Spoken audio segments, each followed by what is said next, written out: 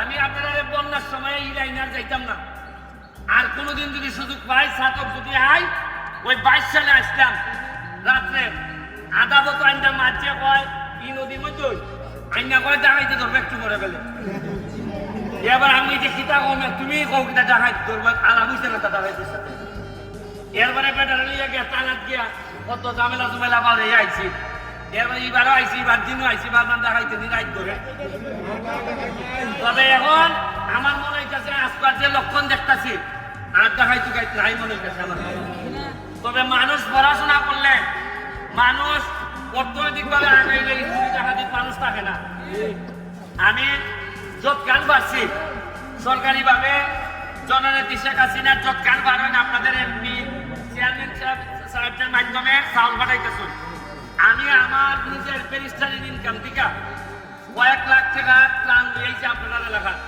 সিলেটও দিয়ে আইছি, এটা হইল গিয়া ত্রাণ হিসাবে আইছি না, আইছি যে আমার এলাকার আমার মা বোন বিপদে পড়লে যেভাবে আপনারা যাইবা, আপনারা বিপদে পড়লে আমি আইতাম। এটাই মনুষ্যত্বের দাবি নিয়ে আমি আপনারা এখানে ত্রাণ বড় জিনিস না। আইছি হইল গিয়া বিপদে পড়লে যদি না আইতাম পারি তাহলে কিনা খালি বিয়া শাদী যাইতাম আমরা না কিতা।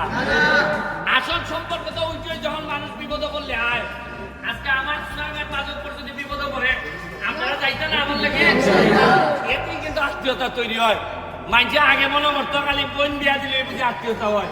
জি না, খালি বোন বিয়া দিলে যে আত্মীয়তা হয় ইটা জামাই বলতে বোন নিয়ে দিতে।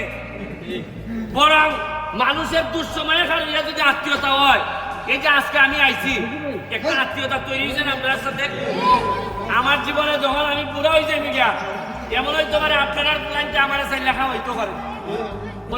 ওই যে বেটা যে আমরা যখন ছোট আসলাম ওই ব্যারিস্টার সমান আইছিল আই আমরা সাহায্য করে গেছে। এমন হইতে পারে আপনারই একটা পোলা আমার শেষ বয়সে বুড়া বয়সে আমার টানতে পারে। ওনার আল্লাহর হিসাব নিকাশ বড় বোঝা বড় মুশকিল। আজকে আমি নির্বাচনে দাঁড়াইবার সময় আমার এলাকা মানুষ 80 করছেন আমার বিরুদ্ধে যারা বড় বড় নেতা, তারা কইছেন আরে এটা একটা হুঙ্গা বলা ইতো আমার কইছেন।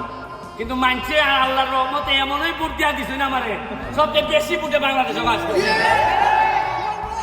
আমি বিশ্বাস করি মানছে জুলুম করতে হয় না, জুলুম করলে একদিন না একদিন এটার ফল বাউন লাগে।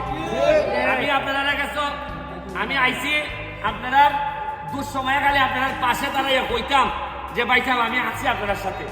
হয়তো সব সমস্যার সমাধান করতে পারতাম না, কিন্তু দুঃসময়ে খার এবার অভ্যাস হোক